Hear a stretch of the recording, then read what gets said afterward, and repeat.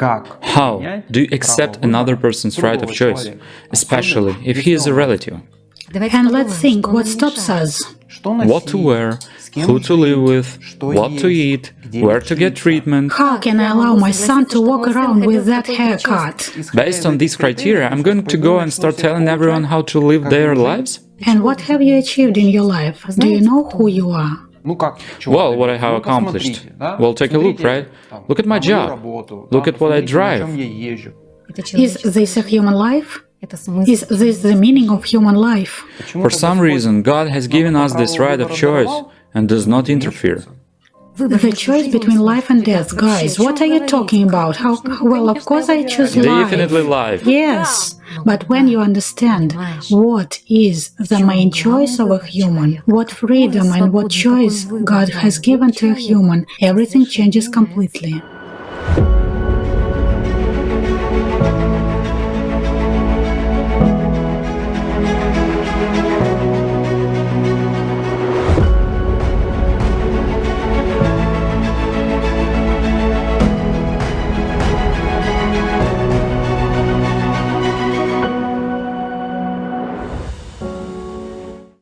Добрый день, дорогие друзья!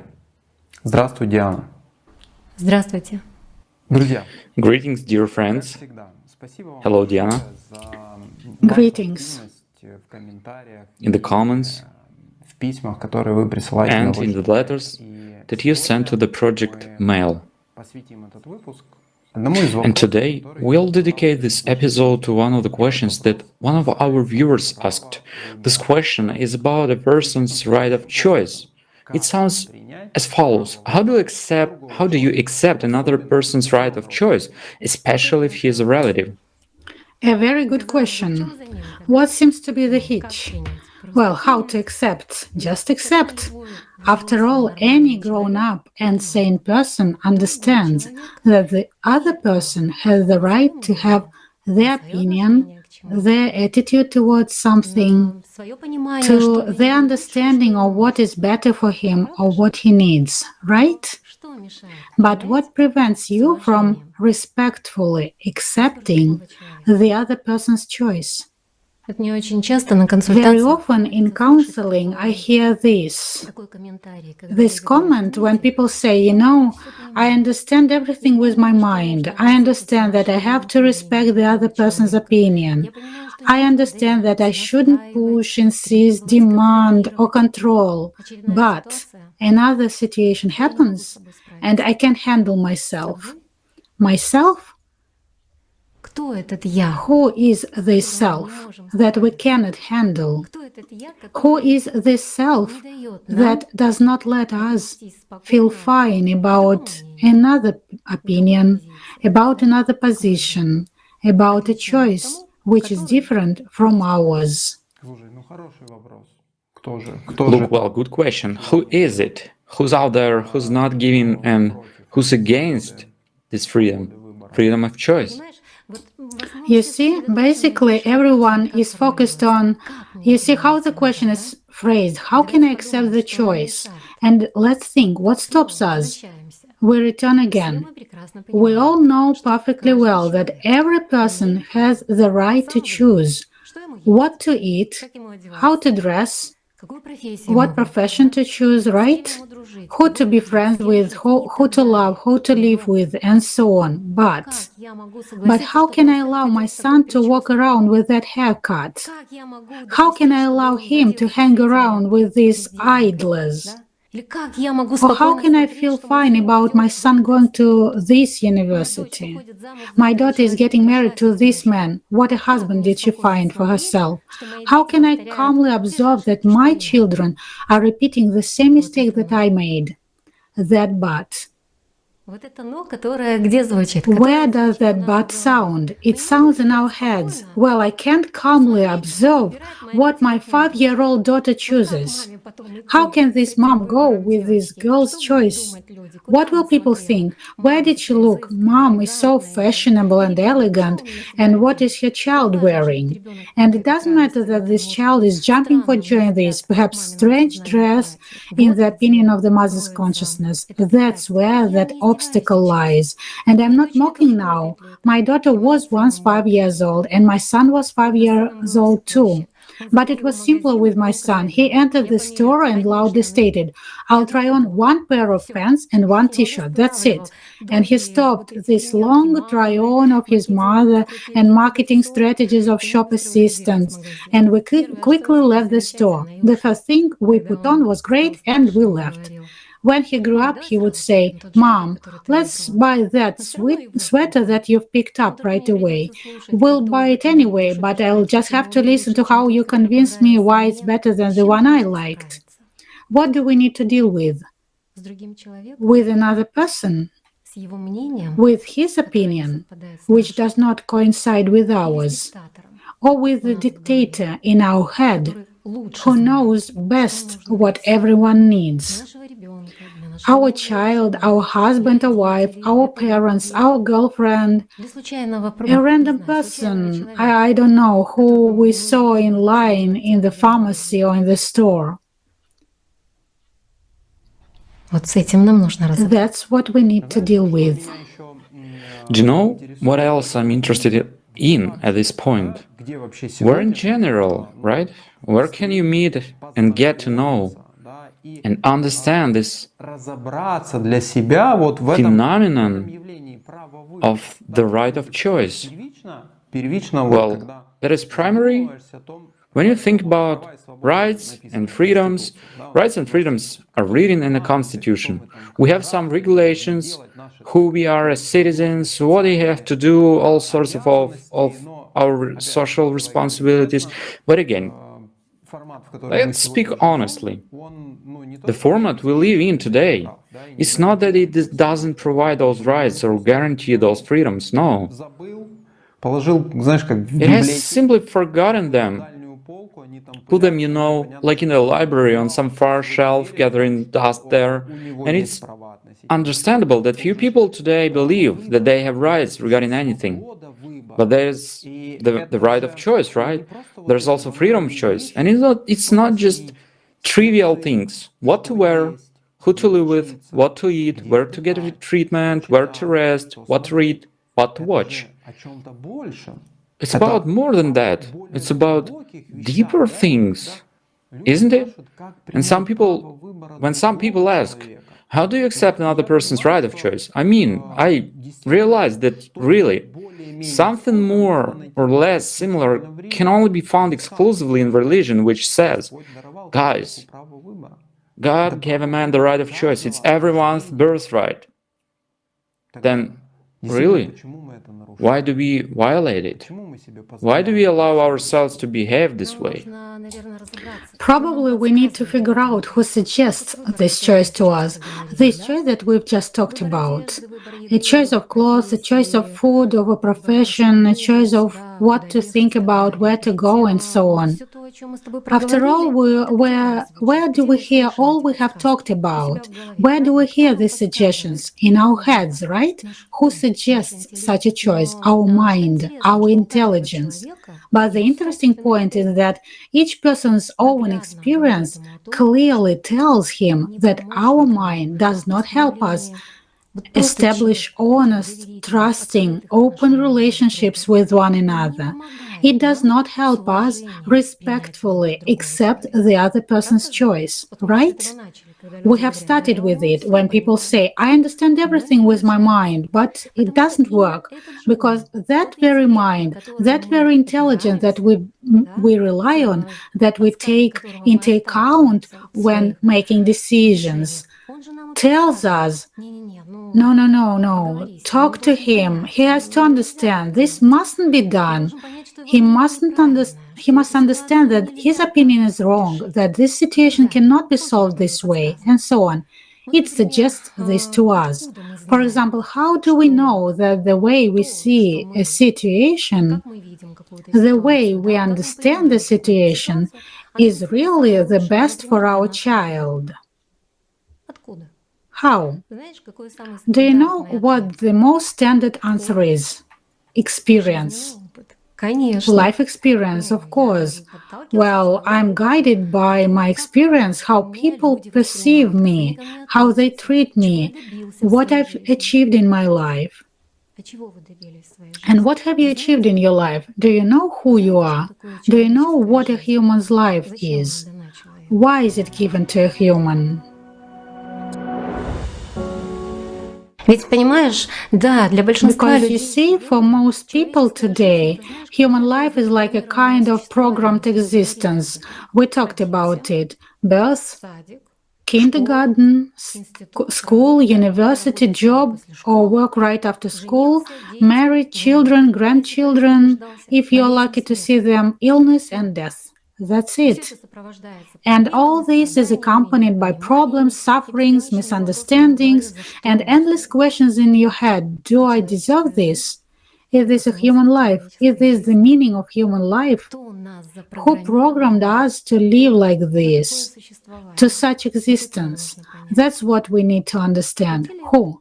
Intelligence, интеллект the mind, and intelligence and the mind that we are proud of, our consciousness. But not many know that consciousness is the beast inside each person.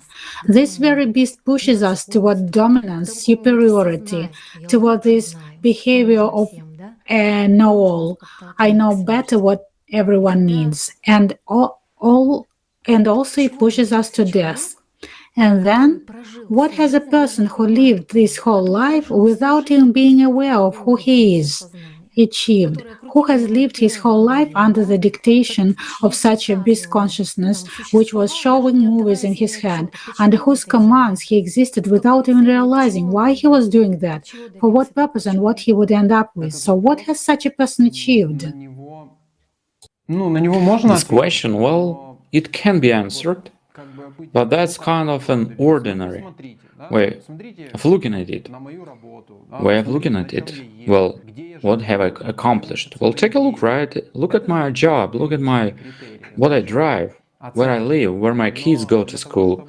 I mean, those will be the primary criteria, your grades. But in order to answer that question truthfully, in order to answer that question really truthfully and honestly, you have to look from a completely different perspective. And these external criteria, they are not helping here because, well, just understand that what you're saying, that in fact, our whole life, even in a person's desire to understand the truth, to understand simple elementary things. Who is he and why did he come into this world? It still begins, with external searches, with cutting off everything superfluous, with sifting. And then, well, someone succeed, to go further, to go deeper, and somebody else, he stays, at the point of this selection, and he's sorting it out. So, have I achieved something here? Was I able to do something here? Maybe this is my destiny. I don't know. To be a good leader or to be a great friend. Is that all? Does that mean my life is successful? I mean, based on these criteria, I'm going to go and start telling everyone how to live their lives and what to do? Sasha, I'm asking this for a reason. It used to often appear in my mind, and I heard it from many other people. Okay, you've achieved something. You became a famous architect. You became a successful businessman, politician, I don't know, the most famous chef. What difference does it make if the end is the same, death? After all, a person who lives under the dictation of his consciousness, considering himself those very thoughts that sound in his head, always comes to the same end, to death. And it doesn't matter what he did in his life, what university he graduated from, who he lived with, who he quarreled with, and what opinion he had about something. It wasn't even his. He didn't even realize that it was not his opinion. It was an opinion that the dead program put into his head, forcing him to argue with another person, considering the opinion of another dead program wrong. What difference does it make? That's my point. When we allow ourselves to devalue another person's experience, I have a question. From what height of our own experience do we allow ourselves to do this? Извините, но What do нам... we know about our own capabilities? Excuse me, but God gave us, each of us, a biological machine that can function perfectly for 1,500 years, yet we bring it to the state of a ruin in 70 or 80 years, and we are proud of it. Well, a person has had a decent life, 80 years, you know? So, from the position of what experience can we allow ourselves to judge something if we have not found the answer to the most important question, who am I and what was the meaning of my life, of human life? What was I supposed to understand? And thus, yes, all those things you've said, where to look for the true answer. Of course, in order to find it, we need to turn to God, because the main and only meaning is both of a human existence and the understanding of what main choice each person has is the choice that God has given to a human. First, the right to choose who to be and how to live, which each person determines for himself. And the most important choice a person has is the choice between life and death. This is the most important choice a person must always keep in mind. Unfortunately, a lot of people, I would say, almost all, with rare exceptions, live their lives without coming into contact with God's love. They live in fairy tales, in fantasies, precisely those illusions in their minds, in hopes for what is empty. Well, they don't have experience. If a person has experienced at least a single moment of close contact with the spiritual world at least once, this is indescribable and unforgettable. It's impossible to refuse that. You see, that's the point. In this case, no choice, they say. Well, how can you choose? It's impossible to choose between entirety and emptiness, basically, Yes, between the essence and total nothingness. You know, and the fact that there is nothing. I'd put it this way. Imagine, my friends, you're in a white hot desert. You've been walking for 3 days. There is no water, there is nothing. And you have a choice. A pail of cold pure water, or an empty pail that has no bottom. What will you choose? They will say it's a stupid question, won't they? So this question is just as stupid as what a person will choose. Life in a spiritual world, or suffering as a subpersonality for centuries, right? So what will he choose? Of course he will choose life, but in order for a person to choose, he needs experience, you see? That's where a person needs to make an effort to serve. A person should come to desire that. After all, he is free in his choice. Everyone actually feels that there is God, and they understand this. Even those atheists who say, no, God doesn't exist, prove it to me. It is demons in him who say, prove it to me. It is egoism, you know? He's of the first type. By the way, people, well, we already mentioned, and many people who are familiar with Allatra know that there are only 4 types of people, you see. For some people it is easy, while for some it is difficult to have this very spiritual contact. But if a person has experienced it at least once, there's no question of choice before him. However, consciousness is working even when people really come into contact with, let's say, spiritual love. There is no other way to call it. With manifestations from the spiritual world, this very contact, this feeling, then consciousness often becomes outraged, meaning the devil bristles up at this person to such an extent that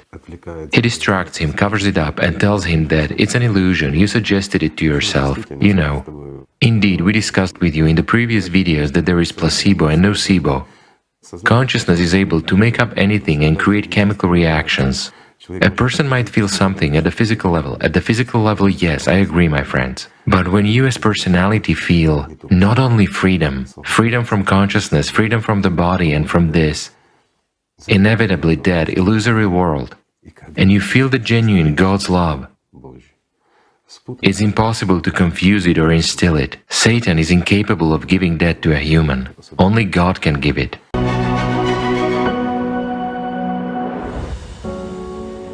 Это знаешь, That's, you know, the answer, yeah? That's the answer to that question, and understanding that you're immortal. That's what gives you the opportunity to move on just a little bit, to understand that the world is not just about satisfying your body's needs. The world is much more beautiful place. And even coming to this point, the right of choice, which is given to man by God. Да, и самое важное And the понимание, most important thing is to understand what is the main choice in each person's life. We simply turn away from it and forget. For some reason, God has given us this right of choice and does not interfere. And He allows us to be an architect, a businessman, I don't know, a good friend and a bad friend. He allows us to build relationships, to destroy relationships. He allows us, I don't know, destroy our lives, turn into a completely immoral, spineless being, and yet He allows us to love Him, and He reciprocates, and in the same way, He allows us to be good, to be responsible, allow us to be human, and does not interfere in our lives. And on the contrary, we appreciate ourselves, That's how we elevate ourselves. I really liked you said, here's this experience in the material, received thanks to the years lived, thanks to the practical or theoretical material. It allows you to elevate yourself about the other person. And we don't look the other way. And we do not take the example of that one parent and creator who really gave us this freedom and who really gave us the most important right to choose whether to live, or die. After all, this is so priceless and astonishing. Sasha, I understand very well why people have this question. Wait, guys, how does this knowledge of this main choice that you just voiced help me respect the other person's opinion? It's very simple, very simply. To do that, you have to figure out what is life and what is death for a person. After all, people are used to thinking that death for a person is the death of his body. That's it. But then, guys, our existence is really meaningless. It doesn't matter what we've been doing if there is one end. But when you understand what the main choice of a human is, what freedom and what choice God has given to a human, everything changes completely. After all, we are talking about real life that never ends. And that real life, in fact, I would even say that the choice between life and death is a choice between two states. Between the state of love and the state of fear. After all, you have to understand what it means to live. Many people say, well, I live. No. To live, life is love. Therefore, to live means to be in a state of love. How long we are in a state of love? True love. That's how long we live. And all the time that we are not in a state of love, we do not live. We exist. We do not even exist. We take our own life from us, following the dictation of consciousness, following the dictation of thoughts in our head. That's the big difference. I'm talking now about true love. That love that goes through the human soul to personality, to human personality, from the spiritual world, from the world of God. I would recently say that it is the energy of love, the purest energy that gives life. But just 2 days ago, a new, wonderful, interesting, and as always, informative video with Igor Mikhailovich Danilov came out where he explains the difference between power and energy. That's why I realized that now it would be more correct to say the power of love, because it is a creative power that comes in a great flow to a human personality from God. That's the love. If we go back to the states, that a human is a choice between states. The choice between life and death means the choice between two states, love and fear. So what is a state of fear, anger, sorrow, or even euphoria? Every person is familiar with this state, so I will not dwell on it. But not everyone understands that the only reason for such a state is thoughts in his head. These are thoughts that provoke the emotions of fear, anger, and sorrow. These are the emotions that take a person's life because they are the emotions that feed consciousness, the dead program. And a person who does not even realize that he is not these thoughts wastes his life living according to the dictation of the beast that takes his life away, chasing bright emotions like the brightness of life. And so, by following this path, by choosing to be in these states of these emotions, a human comes to death. But we can also call love a feeling. We could call it a feeling, and this state is very different from the one that is so familiar to most people. The feeling of love is a feeling of very deep calm, confidence, and joy. Just one moment of contact with this feeling, and everything instantly disappears. Any dissatisfaction, any grievance, any resentment, any disagreement, everything. It's really a power that suddenly fills you. I could describe this state like I would embrace the whole world. It is impossible to be angry with anyone. It's impossible to be dissatisfied with anything. Yes, at that I understand that a person is probably wrong about something. He is making a mistake. But believe me, the most important mistake that each of us makes is when we are not in love. That's it. When he is under the power of this beast. And that's what becomes clear. And that's why it's impossible to be angry with the person. You don't want to put him in his place or prove something to him or convince him in something. No, you just want to wish him only one thing: get free, get out of this power of this beast and learn something else, learn more, find out what life is. So the person who chooses life, who chooses love, he tries to get away from any manifestation of power, of any domination, of any manifestation of dictatorship, of the imposition of something, because any kind of discontent, any desire to influence a person is fear. It's all fear and anger. It's all desire to be significant, to manifest power. And love is a freedom from these states. There is nothing of that kind in love. The spiritual world, the world of love, is a world of equals. There can be no superiority there, and a human in the state of love will not dominate anyone. He will not tell anybody anything. This is what you were talking about, Sasha. God is watching what we're all doing. He lets us do it. Welcome. You want to choose to suffer, to be in fear, to be angry with each other, to waste your life for no reason at all. I gave you the choice, but I am there for you. I'm there for you. And I'm so delicately near. And He gives us so much support and love all the time. And with this enormous power, many people don't even notice, don't even understand how it manifests itself in us. It is so much delicate. What does understanding a person's main choice give us? It gives us a very different perspective, the perspective of life. So if you still have this question in your head, well, after all, how will this main choice help me deal with the fact that my son doesn't hear me, doesn't hear us?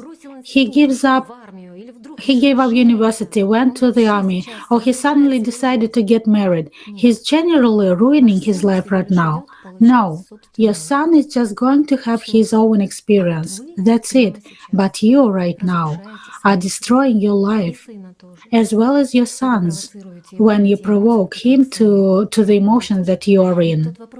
After all, that question you asked is discontent. After all, behind that question, how can he disagree with me? I know for sure that is better.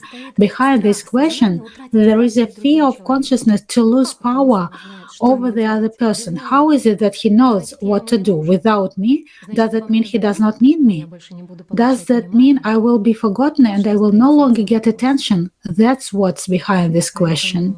So, if we wish happiness for ourselves, if we really wish happiness for our children, then understanding the main choice is the most we can really share with them. Share, but remember that they may accept or not accept it. They may make another choice. It's their right. Имеют полное право. Yeah, they have the full right. Знаешь, благо действительно And you есть, know, есть у кого поучиться. there really is someone to learn from. God is always there for us. Достаточно And you know, просто you just немного уделить have to времени, take a little time смотреть на то, как and look простраиваешь at how you свои build отношения с Богом. your relationship with God. Всё будет And everything настолько наглядно, will be so visual настолько ясно, so что clear вопрос о том, that the как question принять право выбора of how to accept another person's right of choice отпадет сам по себе, потому will что ты fall увидишь, away on its own. увидишь, что великодушие, Because you will see именно the бесконечная generosity любовь, с которой and the truly boundless love with which God accepts the choice of each of us. на то, как If мы you just take an honest look at the way we've been living from our childhood to today. You know, I would expand a little more on the point that this manifestation of power, оно действительно распространяется не только for it really doesn't just extend to our relatives, because our consciousness, in its desire to dominate, tries to go beyond the family, beyond some friendly group, and so forth. I think a lot of people have had that experience in their lives when at work, as an employee or as a department head, as business manager, we just don't let people to do the task that they want to do, the way they want to do. That kind of, I don't know if that's the right term, the kind of over-control, over-custody, whether it's over a child, whether it's over an employee, whether it's over a colleague, because they really bring stress and fear into your life. I like how you said that because it's the fear of losing power. Well, we just don't let people, even in simple moments like that. Here's a problem, said. Yeah, solve it yourself. Well, it doesn't matter how your relative peels the potato and makes the soup. Well, that is, he will do it by the same recipes as you do or your mother did. So what difference does it make how your employee completes the task? What's the first thing there? Will he contact the logistics department, or will he start communicating with the warehouse first, or will he solve some financial issues with the customer side there? What is the difference? The task is done, that's all. Well, I mean really, until you understand who is in you is capable for love and who in you is capable only for trying to dominate and rule, this question will be very serious. You know, it will stop in terms of finding some kind of understanding with other people, and you'll always be in that position from above. But I get it, I know better. And just the same, let's not go far. Building a creative society. Okay, that's it. I've decided that we need a creative society. Great. Great, my friend. Well, that's wonderful. Now then, all my relatives, my friends, are obligated to build a creative society too. They have the right not to build it. They have the right not to inform about it, just because you choose to. The other thing is to spend the time. Talk to them, explain, tell them why you were building creative society. Why did you understand the importance of this project? Why did you understand why it would be fine for you in the society and in this format? Not only for you, but also for your relative who does not want to build it today, but don't violate his right of choice. So, perhaps the person who says that I have chosen and keeps insisting on the fact that others would make this choice did not fully understand. Building the creative society is very different from the format in which we live, from the bestial consumerist format, which takes absolutely no account, not just of the opinion of another person, but of any person, every person, and devalues human life altogether. There is no respect for the right of choice. We have really forgotten what respect means. We live in such a format, but the creative society, even its building, even the way it is organized, the very transition to it is radically different. After all, in order to have the creative society, firstly, it can be only in the whole world. It cannot even be in a separate country. It considers every person's opinion. There are 8 billion of us, or a little bit of that kind, so every person has to make this choice. Only then there will be this new format. You see, the very basis of the building the creative society already includes this respect for other people's choice. The creative society cannot arise if only one part of people wants it and another part does not want it. No, it cannot happen. Again, we keep saying that true respect, true acceptance, understanding is always from God. What is the creative society? It is the dream of the prophets. It is what the prophets bequeathed to us. And who are the prophets? They are the messengers of God. They told people long ago how to live in the human way, what the society looks like, in which all people are happy, in which people respect each other. And here is this point of principle, how different it is. But I also understand why such questions arise. You and I are talking, but in order to have an understanding of what kind of choice we are talking about, a person needs to have experience. I will not describe what it means to be in the emotion of fear, anger, grief. Everyone has this experience every day, all the time. Most of the time, people live in the emotion of fear. And how long do they live in the state of love? Do they know the state?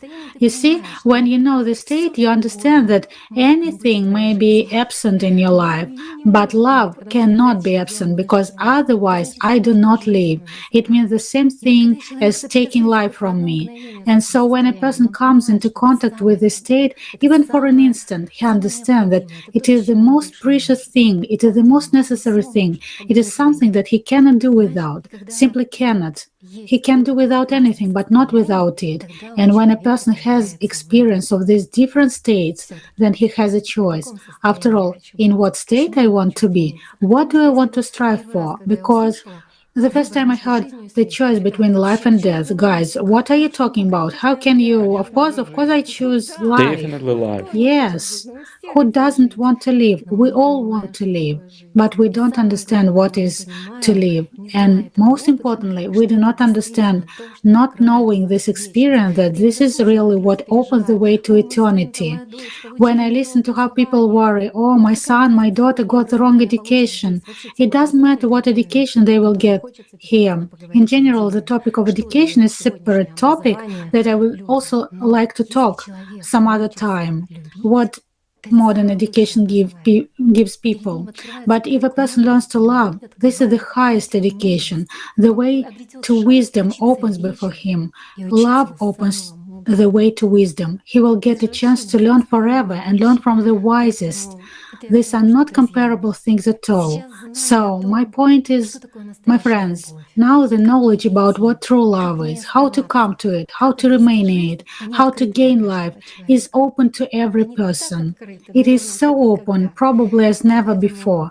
So, study, have that experience, and you will understand what choice we're talking about, and you will understand why knowledge and the understanding of this main choice really helps to answer any question. Единственное It is the помогает. only thing that helps you respectfully accept another person's choice because it gives you that joy of freedom, true inner freedom. Любовь — это свобода. Love is freedom from any dictatorship, from any despotism, because it is freedom from the dictatorship of consciousness, from the dictatorship of the beast. That's where real freedom is. And when a person has learned it, has learned this joy, what it means when I choose, what it means I make decisions, really the decision that I want, then it's very easy for him to understand and accept any person's choice. And I would like to ask you the following question. Расскажите, пожалуйста, Tell me, поделитесь, please, share. получается ли у Can вас you accept another person's choice? другого человека? И как это And происходит? how does it happen? Диана, спасибо большое. Diana, thank you very much. Большое Thank you very much for вопрос. the question. Интересный. It's a very interesting С question. нетерпением будем We were looking forward to hearing about it because, ответы. Потому что, как as you видите, see in your comments, в ваших комментариях, in your answers, in your questions, there are a lot of interesting things that help us to deal together with simple and sometimes not so simple things. в простых, а порой не очень простых моментах, которые возникают в We're нашей жизни. dealing within В том-то и прелесть, когда in истина our познается lives. вместе. But that's the beauty of learning the truth together. Well, Diana, thank you very much. Друзья, Friends, thank you very much and see you soon.